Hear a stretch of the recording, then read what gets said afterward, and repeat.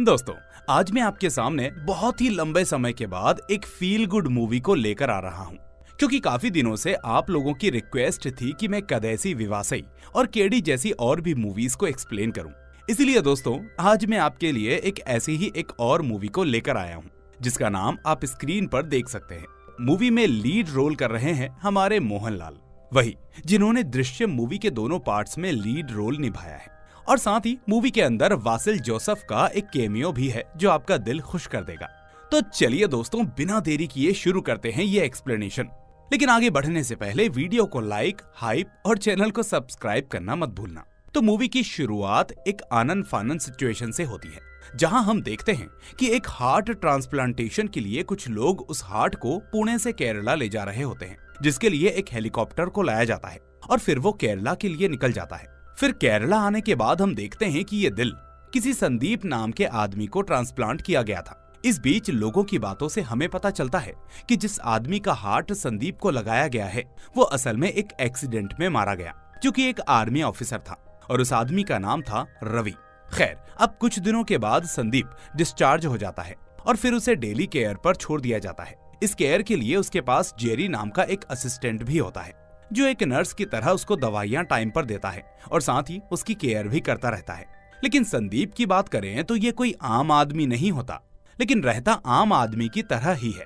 जैसे इसके पास अपने दादाजी की बहुत बड़ी प्रॉपर्टी होती है और साथ में काफी बड़ा एग्रीकल्चर लैंड भी होता है। इसके अलावा इसका होटल बिजनेस भी होता है, लेकिन इसके बावजूद ये एक सिंपल आदमी की तरह रहता है। अब हमें दिखाया जाता है कि उसकी जो एग्रीकल्चर लैंड है, वहां से बहुत ही जल्द एक नेशनल हाईवे गुजरने वाला है, जिसकी वजह से सरकारी लोग संदीप की उस लैंड का कुछ हिस्सा लेकर उसे उसका मुआवजा देने का वादा कर जाते हैं। आगे हम देखते हैं कि बॉडी को रिलैक्स मिलते ही संदीप अपने काम में लग जाता है और होटल के लिए निकल जाता है। हालांकि जेरी उससे कहता है कि आपको अभी और आराम की जरूरत है, लेकिन संदीप का घर में मन नहीं लग रहा था, इसलिए वो होटल जाकर काम करना ही सही समझता है। अब बात करें इसके होटल की, तो वहाँ पर भी बहुत अजीब लोग काम करते हैं, लेकिन संदीप फिर भी सभी लोगों से अच्छे से बात करते हुए काम करवाता रहता है। इस दरमियान हम देखते हैं कि इसके होटल पर रोज 3 नौजवान दोस्त फ्री में खाना खाने आते हैं और खाना खाकर चले जाते हैं। अब ऐसा नहीं था कि संदीप को इस बारे में नहीं पता था, लेकिन फिर भी वो तीनों से काफी घुला मिला हुआ था, जबकि वो तीनों उससे कहते थे कि वो होने वाले डायरेक्टर्स हैं और संदीप भाई, आप हमारी आने वाली मूवी के प्रोड्यूसर बनोगे। इस बीच एक बात और थी कि संदीप के पास इतनी प्रॉपर्टी होने के बावजूद ये अभी तक सिंगल था, क्योंकि कुछ साल पहले संदीप की शादी फिक्स तो हो गई थी, लेकिन शादी के एंड टाइम पर वो लड़की इस रिश्ते से मुकर गई और वहाँ से भाग गई। तो इसके बाद संदीप ने कभी अपनी शादी की बात नहीं छेड़ी और बस अपने होटल बिजनेस में बिजी बना रहा।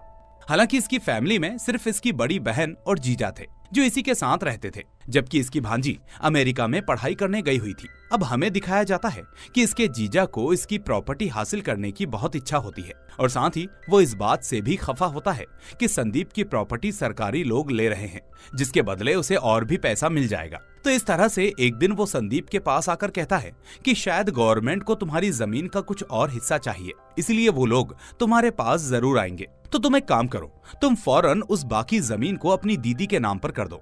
अब संदीप को इसके जीजा की सारी हरकतें पता थी, लेकिन फिर भी वो कुछ नहीं कहता और बस कैजुअली बोल देता है कि ठीक है, मैं देख लूंगा जीजा।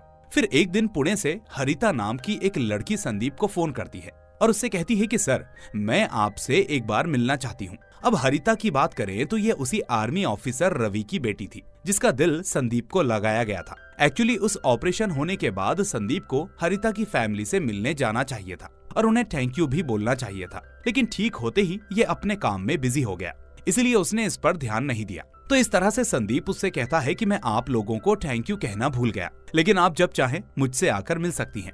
इस बीच हरिता के आने की बात जब उन 3 डायरेक्टर्स को पता चलती है, तो ये तीनों एक जबरदस्त प्लान बनाते हैं। वो संदीप से कहते हैं कि भैया, वो लड़की आएगी ना, तो आपको देखकर वो इमोशनल जरूर होगी, इसलिए हम इस मोमेंट को बहुत ही अच्छे से कैप्चर करेंगे ताकि आपको भी वो पल याद रहे। ये सुनकर संदीप भी इसके लिए हाँ कह देता है, जिसके बाद वो उसे कुछ बॉडी पोस्चर्स के बारे में बताने लगते हैं। फिर दूसरे दिन हम देखते हैं कि हरिता वहां आ जाती है और संदीप के पास आकर उसके दिल पर हाथ रखकर धड़कनों को महसूस करने लगती है। तभी संदीप भी उन तीनों डायरेक्टर्स के कहने पर हरिता को दिलासा दिलाने लगता है और इस तरह से ये सारी चीजें वो तीनों दोस्त बहुत ही अच्छे से कैप्चर कर लेते हैं। एक्चुअली हरिता की बात करें तो वो यहाँ पर इसीलिए आई थी क्योंकि नेक्स्ट वीक इसकी एंगेजमेंट है। असल में हरिता अपनी लाइफ में जब भी कोई काम करती थी तो उसका पिता हमेशा उसे मोटिवेट करता था, साथ ही वो उसे आगे बढ़ने के लिए आशीर्वाद भी दिया करता था। लेकिन अब हरिता का पिता इस दुनिया में नहीं रहा, इसलिए अब हरिता संदीप से रिक्वेस्ट करने लगती है कि अगर आप मेरी शादी पर आकर मुझे अपना आशीर्वाद दोगे तो कुछ हद तक मेरे पिता की कमी पूरी हो जाएगी और मुझे लगेगा कि मेरे पिता अभी भी मेरे सामने मौजूद हैं। पर यह संदीप रिश्तों को इतनी अहमियत नहीं देता था। इसकी वजह थी कि वो खुद घर में अपने लोगों के साथ नहीं रहा था, इसलिए किसी भी रिश्ते को लेकर वो अपने इमोशंस को बाहर नहीं ला पाता था और धीरे धीरे वक्त के साथ वो हर चीजों के लिए कैजुअल हो गया था। इसलिए आज वो हरिता से कहता है कि मेरे हॉस्पिटल में होने की वजह से मेरे होटल के काम पहले से ही काफी लेट हो चुके हैं, इसलिए प्लीज आप मुझे माफ कर दीजिए, मैं आपकी शादी पर नहीं आ सकता। इसके बाद हरिता उससे वापस रिक्वेस्ट करने लगती है कि प्लीज सर एक बार आ जाइए, ये मेरी जिंदगी का इम्पोर्टेंट दिन होगा, उसके बाद मैं आपको कभी ऐसे डिस्टर्ब नहीं करूंगी। लेकिन फिर भी संदीप नहीं मानता और कहता है कि शादी आपकी हो रही है, आपके पिता तो नहीं रहे तो मेरे आशीर्वाद से क्या हो जाएगा, और वैसे भी इस होटल को मैं अकेला ही चलाता हूँ, इसलिए मेरी मजबूरी भी समझिए, मैं नहीं आ सकता। इस तरह अब उसके जवाब से हरिता काफी हर्ट हो जाती है और उससे कहती है कि तुम मेरे पिताजी के दिल के लायक ही नहीं हो, अगर मेरे पिताजी का दिल तुम्हारे पास नहीं होता तो तुम आज जिंदा भी नहीं होते। और इतना कहकर वो वहां से रोते हुए चली जाती है। लेकिन फिर रात होने के बाद संदीप हरिता की बातें याद करके अफसोस करने लगता है कि उसको हरिता के साथ ऐसा नहीं करना चाहिए था। अब ये बात वो जेरी से शेयर करता है तो जेरी उसको समझाता है कि सर आपने जो किया वो बहुत ही गलत किया, अरे आपको तो उनके पास जाकर थैंक यू बोलना चाहिए था, लेकिन आप हैं कि गए नहीं, और उल्टा जब वो लड़की आपके पास आई तो आपने जाने से मना कर दिया। याद रखिए सर, अगर हम किसी कुत्ते को भी बिस्किट डालेंगे तो वो हमारे इर्द गिर्द ही घूमेगा, जबकि हरिता के फादर ने तो आपको अपना हार्ट डोनेट किया था। ये बात संदीप के मन को छू जाती है और वो फौरन हॉस्पिटल में फोन करके रवि के घर का एड्रेस निकलवा लेता है। इसके बाद हम देखते हैं कि दूसरे दिन ही संदीप और जेरी पुणे के लिए निकल जाते हैं। फिर अपने घर पर संदीप को देखकर हरिता बहुत खुश होती है और पिछला सब कुछ भूलकर उसे थैंक यू बोलने लगती है, साथ ही सॉरी भी, क्योंकि वो उस पर कुछ ज्यादा ही भड़क गई थी। लेकिन संदीप कहता है कि अगर मैं नहीं आता तो खुद को माफ नहीं कर पाता। खैर, अब हरिता उस दिन शाम को संदीप को शॉपिंग मॉल ले जाती है, जहां वो उसे उसी तरह की शॉपिंग करवाती है जैसे उसके पिता करते थे। अब हालांकि संदीप के मन में ऐसी कोई फीलिंग्स नहीं थी, लेकिन हरिता का दिल रखने के लिए वो सभी चीजों को फॉलो कर रहा था। इस तरह अब हरिता एंगेजमेंट के टाइम पहनने के लिए संदीप के लिए वैसे ही कपड़े खरीदती है जैसे उसके पिता को पसंद थे। फिर उसी रात संदीप और जेरी हरिता की एंगेजमेंट वाली जगह पर जाते हैं, जहां संदीप पहली बार हरिता की माँ देवी को देखता है और मन ही मन सोचता है कि मैंने इनको भी थैंक यू नहीं बोला, इसलिए आज सही मौका है। इस तरह अब वो देवी के पास जाकर अपने बारे में बताता है कि मैं केरला से हूँ और मेरा नाम संदीप है और मुझे ही आपके हस्बैंड का हार्ट ट्रांसप्लांट किया गया था।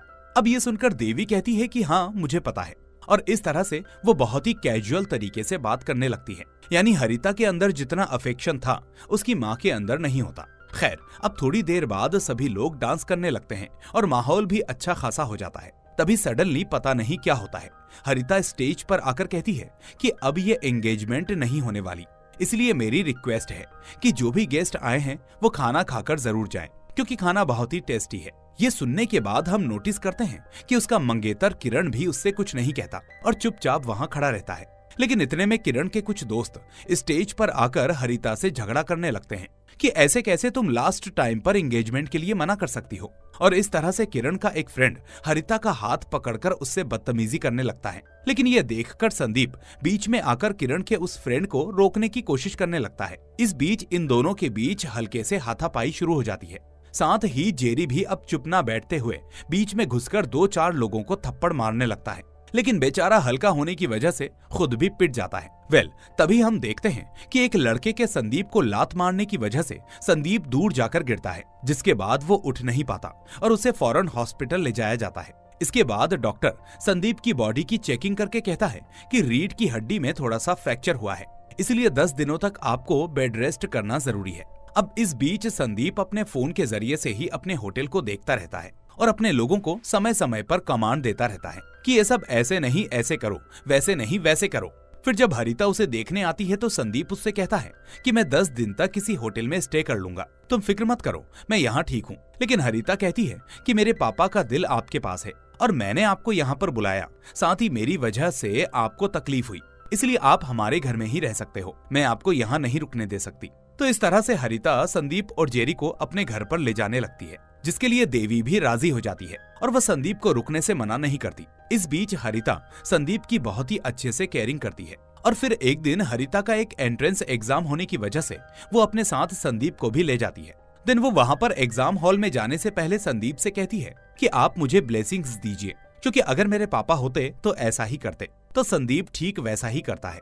लेकिन उसके एग्जाम देने के बीच में संदीप यही सोच रहा होता है कि आखिर उस रात क्या हुआ होगा जो हरिता ने अपनी एंगेजमेंट कैंसिल कर दी। इसलिए अब एग्जाम खत्म होने के बाद संदीप उसे यही पूछता है कि आखिर तुमने उस दिन एंगेजमेंट कैंसिल क्यों कर दी थी, बात क्या थी। तो इस तरह अब हरिता उसे जो हुआ वो बताने लगती है। असल में हरिता और किरण कॉलेज टाइम से ही एक दूसरे से प्यार करते थे और रिलेशनशिप में होने के बाद दोनों की शादी की डेट भी फिक्स हो गई थी। लेकिन एक दिन हरिता को पता चला कि किरण उसके मोबाइल में एक स्पाई ऐप इंस्टॉल करके उसके बारे में सारी चीजें जानने में लगा है, जैसे हरिता किससे बात करती है, कहाँ जाती है, क्या करती है। इस तरह हरिता संदीप से कहती है कि शादी होने से पहले किरण मुझ पर इतना शक कर रहा है तो शादी होने के बाद वो मेरे साथ कैसे बर्ताव करेगा, इसलिए मैंने इस शादी से मना कर दिया।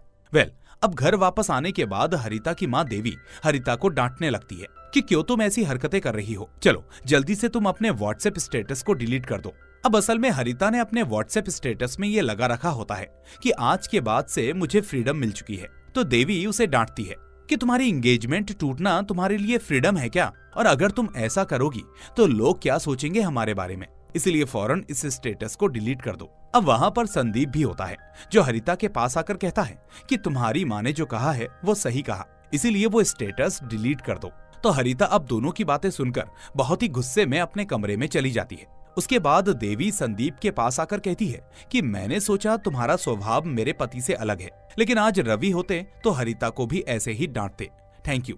फिर थोड़ी देर के बाद हरिता भी संदीप के पास आती है और उससे कहती है कि आपके और माँ के कहने की वजह से मैंने उस व्हाट्सएप स्टेटस को डिलीट कर दिया है, और वैसे मैंने बाद में सोचा कि मैंने जो किया वो गलत किया, इसलिए थैंक यू मुझे सही रास्ता दिखाने के लिए। तो इस तरह से हम देखते हैं कि अब देवी और हरिता दोनों ही संदीप की बहुत रिस्पेक्ट करने लगती हैं।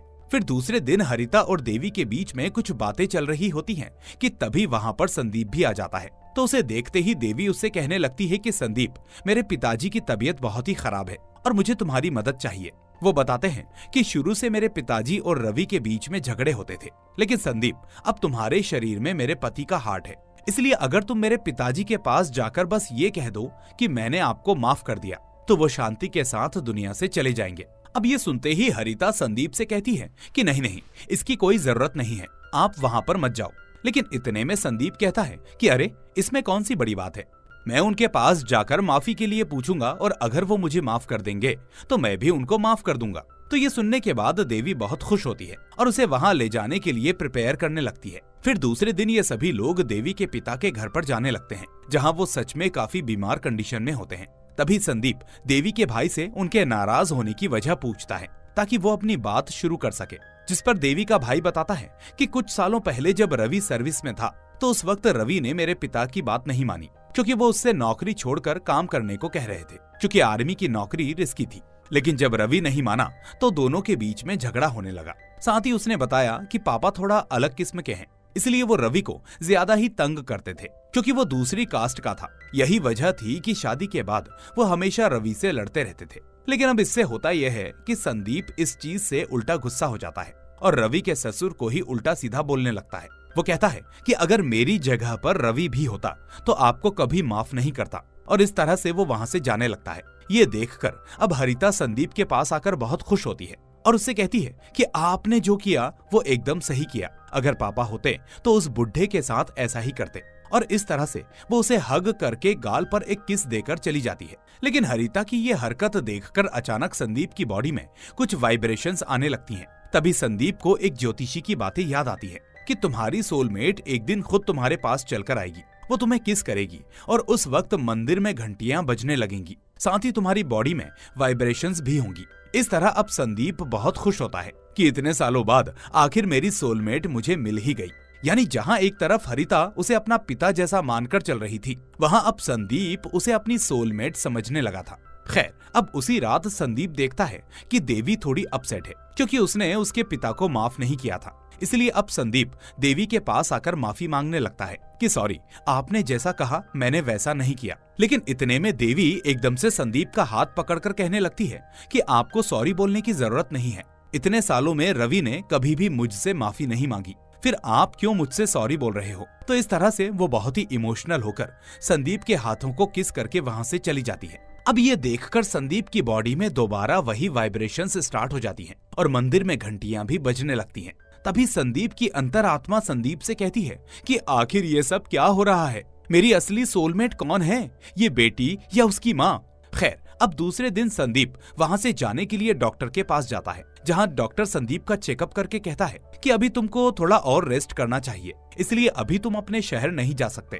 तो इस तरह ना चाहते हुए भी संदीप को फिर से वहीं रुकना ही पड़ता है। इसके थोड़ी देर बाद हम देखते हैं कि हरिता का वो मंगेतर किरण हरिता के पास आकर बहुत अफसोस करता है और उससे कहता है कि तुमने खामखा हमारी एंगेजमेंट तोड़ दी। तुम्हें पता है मैं तुमसे कितना प्यार करता हूँ और इसी वजह से पॉजिटिवनेस में मैंने वो ऐप तुम्हारे फोन में इंस्टॉल किया था, लेकिन तुमने उसे गलत समझ लिया। लेकिन इतना सब सुनने के बाद भी हरिता को उसकी केयर नहीं होती और उसको कोई खास जवाब नहीं देती। फिर दूसरे दिन हरिता का शूटिंग कंपटीशन होने की वजह से हरिता उसमें पार्टिसिपेट करने जाती है, लेकिन यहाँ पर हरिता ढंग से कंसंट्रेट नहीं कर पाती और इस वजह से वो उस कंपटीशन में हार जाती है। एक्चुअली हरिता के पिता रवि की यह इच्छा थी कि हरिता शूटिंग कंपटीशन में जीते, इसलिए कंपटीशन में जीतने के लिए हरिता बहुत कोशिशें करती रहती है और इसके लिए वो संदीप को भी वहाँ पर लेकर जाती है ताकि वो मोटिवेटेड फील कर सके। साथ ही संदीप भी उसको अच्छे से मोटिवेट करता है, लेकिन कोई फायदा नहीं होता। खैर, अब इसी दुख को मिटाने के लिए संदीप और हरिता एक बार में जाकर थोड़ा ड्रिंक करने लगते हैं। हालांकि संदीप ड्रिंक नहीं करता, इसलिए हरिता ही अपना दुख मिटाती रहती है। पर जब वापस जाने की बात आती है तो अपनी कमर की वजह से संदीप ड्राइव नहीं कर सकता था, इसलिए उसी कंडीशन में हरिता ही कार को ड्राइव करने लगती है। लेकिन तभी किसी रास्ते में अचानक पुलिस की चेकिंग होने की वजह से उसकी कार को रोक लिया जाता है और जब पुलिस वालों को उसके नशे में होने का पता चलता है तो वो उन दोनों को पुलिस स्टेशन ले जाते हैं। यहाँ पर पुलिस वाला हरिता पर ड्रिंक एंड ड्राइव का केस लगाता है और ये बात जब उसकी माँ देवी को पता चलती है तो वो फौरन पुलिस स्टेशन आकर फाइन भर के हरिता को अपने घर वापस ले जाती है। फिर घर वापस आने के बाद देवी संदीप को बुलाकर कहती है कि जब हरिता दारू पी रही थी तब तुम भी तो उसी के पास थे ना, तो क्या तुम उसे मना नहीं कर सकते थे? अगर हम ही बच्चों को केयरलेस छोड़ देंगे तो बच्चे और बिगड़ जाएंगे। अब जिस तरह से एक वाइफ अपने हस्बैंड को बोलती है, ठीक वैसे ही देवी भी संदीप को बोलने लगती है। ये देखकर संदीप शॉक हो जाता है कि आखिर ये सब क्या हो रहा है। फिर दूसरे दिन अचानक संदीप का जीजा संदीप को देखने के लिए पुणे आता है। असल में संदीप को गए हुए इतने दिन हो गए थे और वो अभी तक वापस नहीं लौटा था, तो उसे देखने वो वहाँ पर आया था। लेकिन इसके अलावा उसका जीजा उस जमीन के बारे में बात करने के लिए भी आया था। पर जैसे ही वो उसके सामने आता है तो वो संदीप को ऐसे जताने लगता है कि ना जाने उसे उसकी कितनी फिक्र थी। लेकिन तभी वहाँ का माहौल देखकर तो उसके होश उड़ जाते हैं, क्योंकि वो देखता है कि हरिता और देवी संदीप से बहुत ही क्लोज हो चुके हैं। इसलिए अब संदीप के जीजा को ये डर सताने लगता है कि ये संदीप यहीं पर सेटल ना हो जाए।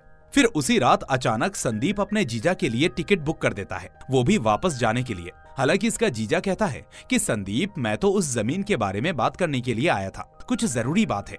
लेकिन संदीप उससे कहता है कि अरे जीजा जी, आप उसकी फिक्र मत कीजिए, मैंने पहले से ही वकील से बात कर रखी है, इसलिए आप जाइए और दीदी से कहिएगा कि मैं जल्दी ही वापस आ जाऊंगा। और इस तरह से वो अपने जीजा को वापस भेज देता है। खैर, अब इसी बीच हम नोटिस करते हैं कि रैना नाम की एक लड़की बीच बीच में कई बार इन दिनों संदीप को कॉल करके उससे वीडियो कॉल पर बात करती रहती है। अब असल में ये रैना और कोई नहीं बल्कि वही लड़की होती है जो आखिरी वक्त पर संदीप से शादी का मना करके वहाँ से भाग गई थी। अब बात ये थी कि इस रैना का पति इसको छोड़ चुका था और इसकी एक बेटी भी थी, इसलिए वो कहीं ना कहीं चाहती थी कि संदीप उसे अपना ले। इसलिए वो आए दिन उसे कॉल करती थी और उसे रिझाने की कोशिश करती रहती थी, लेकिन संदीप उसकी बातों में नहीं आता था। तो इस तरह आज जब रैना और संदीप की वीडियो कॉल चल रही होती है तो इतने में हरिता वहाँ आ जाती है और मजाक में कहती है कि संदीप अब सिंगल नहीं है, अब मैं इसके साथ हूँ। ये सुनकर रैना फोन कट कर देती है और दोबारा संदीप को फोन नहीं करती। अब अगले दिन डॉक्टर की डेट होने की वजह से संदीप वापस डॉक्टर के पास खुद को दिखाने जाता है ताकि अपनी कमर की कंडीशन को समझ सके।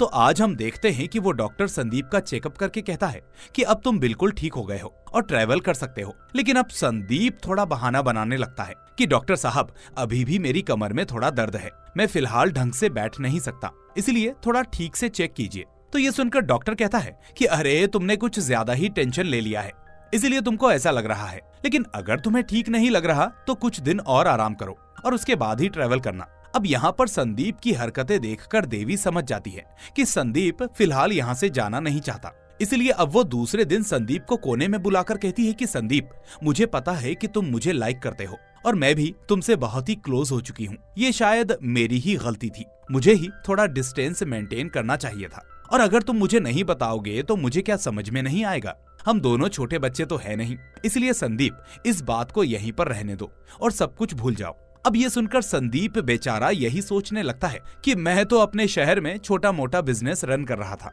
तुम लोगों ने ही मुझे यहाँ बुलाकर बीच में फंसा दिया और अब अपने अपने रास्ते चल दिए। इसके बाद हम देखते हैं कि हरिता संदीप को एयरपोर्ट ले जाती है क्योंकि शाम को उसकी फ्लाइट होती है। लेकिन तभी संदीप की बातों से हरिता को लगने लगता है कि संदीप फ्लाइट में जाने से डर रहा है, शायद उसको थोड़ी एंग्जाइटी हो रही है क्योंकि काफी वक्त से उसने सफर नहीं किया है। तो इस तरह संदीप का डर मिटाने के लिए हरिता उसे अपने एक जानकार साइकेट्रिस्ट के पास ले जाती है। अब यहाँ वो डॉक्टर एक डॉक्टर कम बल्कि एक ज्योतिष वाला ज्यादा लग रहा था। अब वो संदीप से पूछता है कि तुम्हारी राशि क्या है, तुमको कौन सा जानवर पसंद है।